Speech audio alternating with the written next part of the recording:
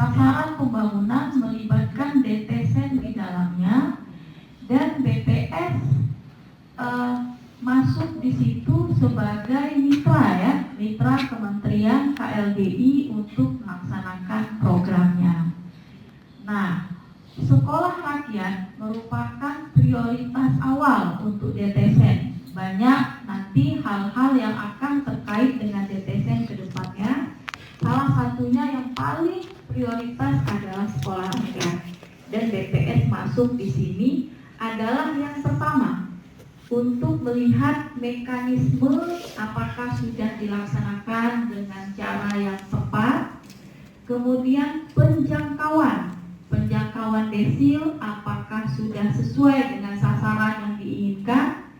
Dan yang ketiga, memberikan masukan, memberikan arahan, ya, juga memonitor proses ke depannya. Nah, jadi yang pertama saya ucapkan selamat dulu untuk Nagan Raya karena di tahun 2026 ini sudah sukses melaksanakan sekolah rakyat. Di tahun 2025 kita sudah masuk, kalau nggak salah saya kemarin itu sekitar bulan Maret sampai Mei itu juga masuk sekolah rakyat 2025, tapi kita belum berhasil saat itu. Tapi kita tebus saat ini dengan keberhasilan ada dua, ya. Pertama, keberhasilan penjangkauan sekolah rakyat, dan kedua, keberhasilan ada sekolah rakyat permanen, pembangunan sekolah rakyat permanen. Yang kami tahu, sekolah rakyat permanen itu adanya di Aceh kita satu, kemudian nomor 2-nya saya lihat malah di Bali.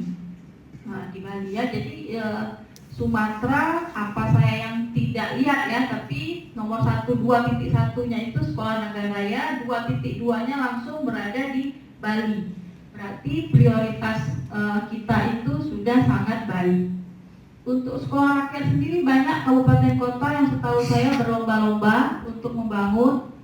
Sampai Aceh Tenggara datang Pak Prabowo, ya, sudah diundang oleh Pak Jenderal Teddy, ya, mungkin Pak Seska itu langsung datang kemarin. Waktu itu Nagan Raya tidak memberikan suara, tapi ternyata yang terpilih untuk dibangun adalah Nagan Raya. Itu juga sampai di Aceh Tenggara itu sampai naik helikopter, ya, kemarin sukses lah kelihatan gitu story-nya, tapi ternyata yang sukses pembangunannya adalah di Nagan Raya. Nah, itu dua keberhasilan di tahun ini. Kemudian Bapak dari Kemensos, kami juga melaporkan bahwa dari awal penjangkauan sekolah rakyat ini kami terus terang terlibat dan memonitor, Bapak. Nah, kami tahu persis bahwa semangat dari koordinator PKH, teman-teman PKH ini luar biasa. Kami baru terima surat sekitar Mei, ya, Pak Kadis, ya, dekat-dekat Idul Fitri. Tapi kami tahu bahwa para PKH ini sudah jalan, sudah memanfaatkan waktu yang ada, mengintegrasikan dengan waktu itu Broncek PJK. Ini solusi tahun ini ke tahun kemarin. Kenapa 2025 kurang sukses? Karena kita tidak punya waktu dan anggaran yang tepat. Tapi dengan tahun ini alhamdulillah itu teratasi. Kemudian juga kami melihat bahwa kami selalu memantau aplikasi Setara, Bapak.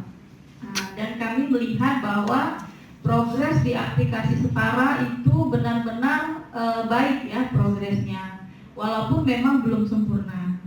Kemudian yang ketiga yang kami lihat juga sangat baik, di Nagan Raya proses penjangkauan menjangkau tidak hanya subjek matternya yang koordinator PKH, tapi juga puskesmas kemarin, juga sekolah, dan juga pihak kecamatan. Itu juga contoh yang baik, ya, yang tidak semua kabupaten kota melakukannya setahu saya. Kemudian juga ada pleno-pleno yang dilakukan, yang kami tahu itu memang benar-benar dilakukan dan kami pantau. Terakhir kemarin kondisi 17 Juni kami melihat aplikasi setara ini memang belum sempurna, tapi progresnya di tanggal sekarang itu sudah sangat bagus. Nah, fungsi BPS di sini adalah melihat di setiap di akun setara itu apakah siswa yang dijangkau memang tepat sasaran atau tidak. Sejauh ini kami belum menemukan ada yang kurang tepat sasaran, Bapak. Ya. Kemudian memang ke depan walaupun belum sempurna setara dan akan terus diisi oleh para SDM PKH, kami juga memantau. Memantau itu kan ada beberapa cara ya, bisa kami turun ke lapangan, bisa juga lewat pleno seperti ini, atau yang ketiga nanti kami akan sandingkan dengan hasil sensus ekonomi ya, untuk jadi contoh studi perbandingan saja antara data yang dihasilkan di setara dengan sensus ekonomi yang kami juga turun di lapangan. Ini mungkin menjadi suatu hal yang baru Bapak dari Kemensos ya, bahwa BPS memang benar-benar tidak lepas mata ya, tidak lepas tanggung jawab. Kami yakin dan percaya hasil penjangkauan SR di Nagan Raya ini baik. Selain kami pantau, kami juga laporkan seperti tadi, kami melakukan pengawasan sampai ke lapangan. Nah, ini menjadi hal yang baik ya ke depannya, bahwa sekolah rakyat kita yakin sekali dijangkau dengan cara yang sesuai SOP. Kemudian juga kita bertanggung jawab semuanya di dalam sini.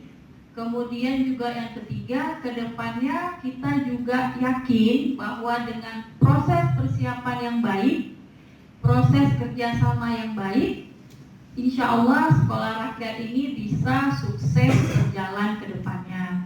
Satu lagi yang mungkin masih menjadi PR adalah fisik sekolahnya ya Bapak.